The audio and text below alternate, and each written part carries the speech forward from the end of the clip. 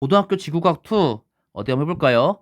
자, 이번 시간에는 이제 직권에 이어서 직권 내용에 더욱더 깊숙이 직권을 구성하는 광물들 그리고 자원들에 대한 얘기를 해볼까 합니다. 광물, 일정 화학 성분과 성분 구조를 가지고 자연 산출되는 무기물의 고체를 의미하고요.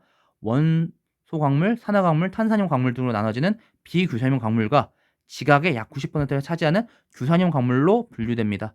규산염 광물은 규산염 삼연체 옆에 있는 그림에서처럼 SiO4 그리고 4이온, 음이온, 양이온이 결합하거나 혹은 이 삼연체끼리 각 삼연체의 꼭지점에 있는 산소 원자를 공유하면서 다양한 결합 구조를 만들어냅니다. 우리가 고등학교 1학년 때 통합과학 봤던 그 내용들이죠. 감람석, 이 삼연체가 각각 존재해요.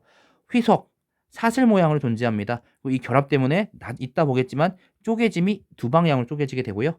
갑섬석, 복사슬 모양입니다. 두 방향으로 역시 쪼개지고요. 흑은모, 얘네들이 모여서 판상, 그 석영은 얘네들이 3D 모양, 서로 뭉쳐있는 모양으로 망상 구조를 갖고 있어요. 자, 이 광물들의 특징들 알아볼 텐데요. 먼저 색입니다. 고유의 화학 조성과 결정 구조 때문에 특정 파장의 빛을 선택적으로 흡수하거나 반사해 나타납니다. 유색 광물은 철이나 마그네슘 함량비가 높고요. 무색 광물은 규소, 나트륨, 칼륨 함량비가 높은 특징을 갖고 있어요. 자, 근데 같은 색깔에 비슷한 색깔의 또 광물들도 있단 말이에요. 이런 광물들은 가루를 냅니다. 좋은 판에 긁어서 광물 가루의 색을 확인하는데 우리가 이걸 좋은 색이라고 하고요. 같은 색깔의 광물이더라도 이 광물 가루 색깔이 다른 경우도 있죠. 광물을 이루는 원자나 이온 등의 결합 방식과 구조에 따라 원자나 이온들 사이의 결합력이 달라서 단단한 정도가 달라지는 굳기. 그러다 보니까 더욱 무른 광물과 단단한 광물, 상대적으로 무른 광물과 단단한 광물을 서로 긁어볼 때 무른 광물이 단단한 광물에 긁혔죠. 흠집이 났습니다. 옛날에 중학교 1학년 때 여러분들 아마 과학 시간에 더 실험해서 봤을 것 같은데 기억이 날렸는지 모르겠어요. 광물 표면에서 반사되는 빛에 대한 느낌을 우린 광택이라고 하고요. 금속 광택과 비금속 광택으로 구분됩니다. 그리고 이 광물들 서로 원자들이 결합되어 있는 결합 구조에 따라서 쪼개지기도 하고 깨지기도 하는데요. 가장 약한 면에 따라서 특정 방향으로 갈라질 때는 우린 쪼개짐이라고 얘기하고요. 불규칙하게 그 방향성이 없이 깨지는 걸 우린 깨짐이라고 해요. 산소를 공유한 교사면 결합 구조 같은 경우에는 원자들 간 공유 결합이 이루어지면 산소를 공유한 교사면 결합 구조에서 원자들 간 공유 결합은 결합력이 상당히 강합니다. 상대적으로 규산염, 양이온 간의 이온 결합 그리고 기타 다른 결합들은 약하기 때문에 어떤 희석이나 갑선석 같은 사슬 형태 혹은 복사슬 형태들은 이제 상대적으로 결합력이 약한 양이온과 기타 다른 결합들, 그러니까 규산염 결합 구조가 아니라 다른 결합들이 그 면을 따라 그 가장 결합력이 약한 그 면에 따라서 들게 두 방향으로 아까 봤던 것처럼 쪼개지게 되고요. 흑음모 같은 경우 판상 구조, 또 얘네가 또 서로 붙어 있죠. 그 면대로 또 면의 형태로 한 방향으로 또 쪼개지게 됩니다. 하지만 석영처럼 모든 방향의 결합력이 같은 구조, 이 망상 구조 같은 경우에는 깨지게 되는 거고요. 이 광물 좀 더 자세히 보고 싶어요. 이 광물을 짧게 쪼개서 빛을 투과시키거나 통과시키게 되면 또 이제 또 광학적인 현상이 일어나게 되는데요. 빛이 광물 내에서 단굴절하는 광물, 그냥 한 번만 꺾이는 광물을 우리는 광학적 등방체라고 하고요. 옆에 있는 그림처럼 빛은 수직 방향과 수평 방향 둘 다 이제 두 진행 방향을 퍼져 나가는 빛인데 얘네가 갈라지면서 복굴절하는 경우가 있어요. 광학적 이방체라고 합니다. 평광현미경 같은 경우에는 이 그림에서처럼 니콜 평광판이 두 개가 재물대 밑과 재물대 위에 각각 하나씩 두 개가 있는데요. 이 두 개를 가지고 우리는 이제 이 광물들의 보고자 하는 대상의 박편, 이 광물을 얇게 쪼개 가지고 슬레이트에 딱 끼워 놓은 박편의 그 특징들, 광학적 특징들을 알 수 있어요. 이 하브니콜은 고정돼 있고요. 상브니콜은 이제 하브니콜과 반대 방향, 그 평광 방향이 반대 방향으로 되어 있는데요. 끼운 상태를 우리가 직교니콜, 그리고 뺀 상태를 개방니콜이라고 합니다. 즉 어떤 얘기를 해줄 수 있느냐? 하브니콜을 지나가면서 빛이 평광되어 한 방향으로만 지나갈 거예요. 근데 얘가 광물을 만나면서 개방니콜이라면 그냥 그 뚫고 지나간 그 상태 그 자체를 볼 거고요. 상부니콜은 그게 또 한번 평광되면서 또 한번 걸러지게 되겠죠. 개방니콜에선 얘가 얼마나 투명한지, 그리고 색이 있는지 없는지, 색깔이 여러 개 나타나는지 아닌지, 결정형, 쪼개짐 등을 관찰할 수 있고요. 직교니콜은 또 한번 빛을 걸렀기 때문에 간섭이 일어나는지 혹은 소광 현상이 일어나는지를 알 수 있습니다. 여기서 좀 우리가 좀 어려울 만한 거 다색성 좀 보면요. 다색성은 유색의 광학적 이방체 광물 방편을, 광학적 이방체는 복굴절하는 광물이죠. 방편을 회전시킬 때 얘가 회전하면서 각도에 따라서 방편에 따라 또 한번 굴절했기 때문에 또 그 빛이 쪼개졌기 때문에 한쪽 방향으로만 또 빛이 방편을 지나가면서 한쪽 방향으로는 빛이 진행할 거예요. 진동할 거예요. 근데 얘가 또 한번 또 그 평광판을 근데 또 그 전에 평광판에서 한번 걸러졌기 때문에 또 지나갈 수 있는 광물이 지나갈 수 있는 빛은 또 한계가 있을 겁니다. 또 한번 또 꺾이기 때문에 그 각도에 따라서 광물 색과 밝기가 변하게 되는 거 다색성이라고 합니다.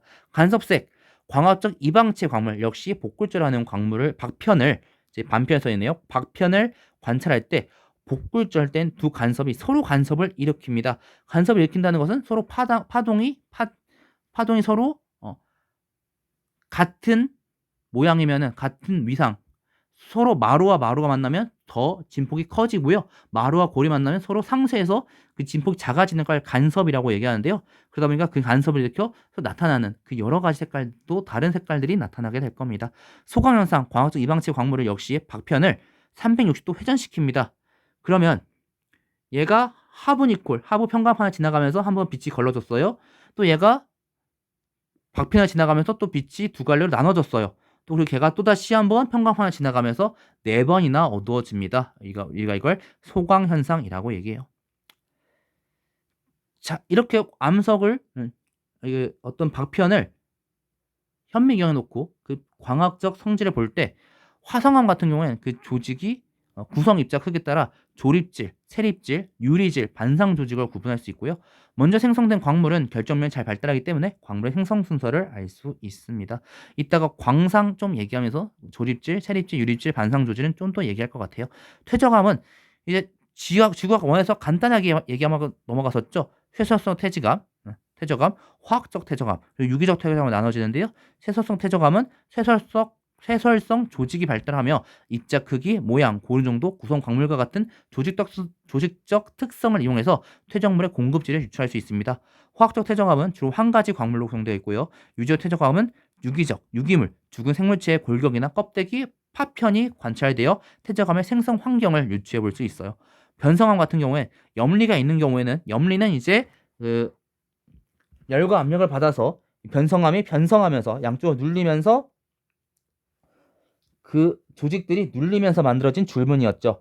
그 염리의 두께와 광물의 입자 크기를 이용해서 변성 환경, 어느 방향으로 어떻게 얼마나 이것들 압력을 받았을까, 영향을 받았을까를 유추할 수 있습니다. 염리가 없다면 홈페이스 조직, 얘네가 입자들이 열과 압력을 받아 변성작용이 일어나면서 더 큰 입자가 되거나 또 다른 입자가 되거나 그 성질이 달라지는 현상도 일어났었죠. 홈페이스 조직이나 입상 변성질 조직이 나타나므로 열 변성 환경을 유추할 수 있습니다. 이런 광물 자원이 지각 내에 채굴이 가능할 정도로 농집되어 있는 장소, 광상이라고 얘기하는데요. 특히나 인간에게 유용하고 가치 있는 물질 및 에너지를 쓸 수 있는 원료를 자원이라고 하고 땅 속에 묻혀 있을 경우에는 지하 자원이라고 얘기합니다. 광상에서 채굴한 경제성 있는 광물 또는 암석을 우리는 광석이라고 얘기하며 광상에서 광석을 채굴하는 곳을 우리는 광산이라고 얘기하죠. 잠깐만요. 좀 찝찝하니까 선생님이 가끔씩 쓰다 보면 오타가 있어요. 그래서 저 오타만 한번 알아보도록 할게요. 아까 입상 변정질 조직이라고 했는데 변정질 조직일지 변성 조직일지 확인 좀 해보겠습니다. 변정질 조직이 맞네요. 네, 순간적으로 말을 하다 보면은 헷갈릴 때가 있습니다. 자, 마그마가 냉각되는 과정에서 마그마 속에 포함된 유용한 원소들이 분리되거나 한 곳에 집적되어 형성되는 광상을 화성광상이라고 하고요. 백금, 크롬, 금광석, 철, 금, 은, 구리, 납, 아연 등이 여기서 채굴됩니다. 지표의 광상이나 암석이 풍화, 침식, 운반되는 과정 중에 유용한 광물이 집적되어 형성되는 광상을 우리는 퇴적광상이라고 하고요. 표사광상, 풍화, 잔류광상, 침정광상 등이 있습니다. 사금, 금광석, 고령토, 보크사이트, 석회석 등이 이 퇴적 광산에서 채굴할 수 있는 자원이 되겠습니다. 기존의 암석이 열과 압력에 의해 변성작용을 받는 과정에서 새롭게 생긴 유용한 광물이 농집되거나 기존의 광상이 변성작용을 받아 광물의 조성이 달라지면서 형성된 광상, 변성광상이라고 하고요. 광역 변성광상과 광역변성광상, 넓은 지역에서 열과 압력을 받아서 변성이 일어난 광역변성광상과 접촉 교대광상, 마그마 뚫고 지나가거나 하여서 그 근처 그 접촉한 부분만 변성작용이 일어나는 접촉 교대광상이 있습니다. 흑연, 활석, 선명 등이 여기에 해당하는 자원이 될 것 같아요. 자, 그래서 좀만 더 알아보면은 이 광물, 암석 이용해야죠. 자원이라면 이용해야 될 겁니다. 금속 광물은 대체로 금속 광택이 나고요. 불투명합니다. 금속을 뽑아내는 재련 과정을 거쳐야 하고요. 전기와 열을 잘 전달해요. 철, 알루미늄, 구리, 아연, 금, 은, 망가니즈, 텅스텐, 히토류, 리튬 등이 이 금속 광물에 해당하고요.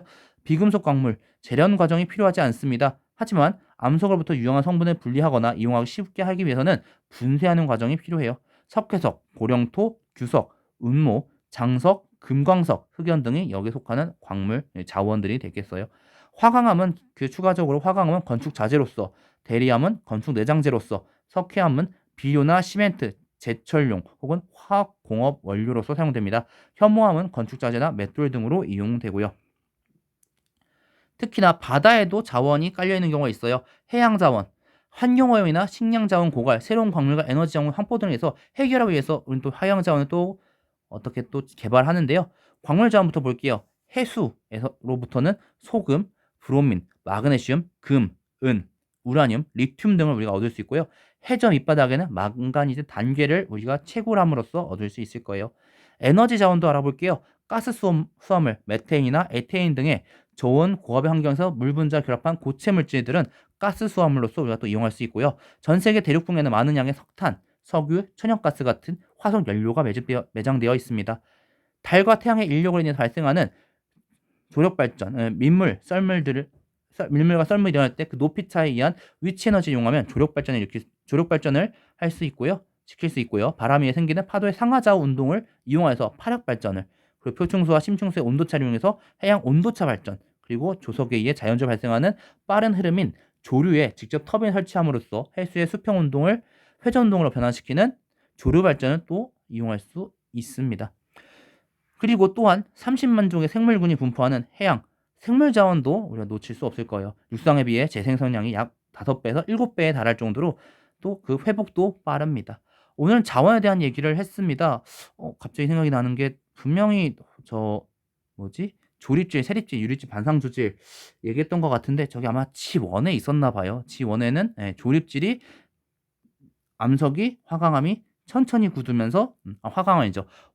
화성암이 천천히 만들어지면서 그 조직, 입자가 굉장히 크게 발달하는 걸 얘기했고요. 세립질은 작게 발달하는 거. 빨리 식으면서 입자가 제대로 발달하지 못하는 거. 유리질은 더 작은 걸 말하고요. 반상조직은 둘이 섞여 있는 그 중간 단계를 얘기했었습니다. 그 내용에 포함되어 있던 걸로 기억하는데 없는 것 같아서 추가적으로 좀 말씀드리고요. 다음 시간에는 직관에 대해서 계속 얘기하면서 우리가 정작 우리 땅을 잘 몰라요.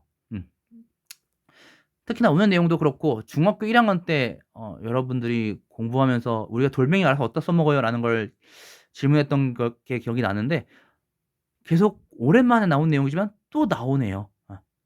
그리고 다음 시간에 더더욱 그 이용, 그 가치가 더 클 것 같습니다. 이 암석들을 이용해서 돌멩이를 통해서 알 수 있는 정보들을 통해서 우리가 밟고 있는 이 땅 한반도의 지질 상태를 한번 얘기해 보자 해요.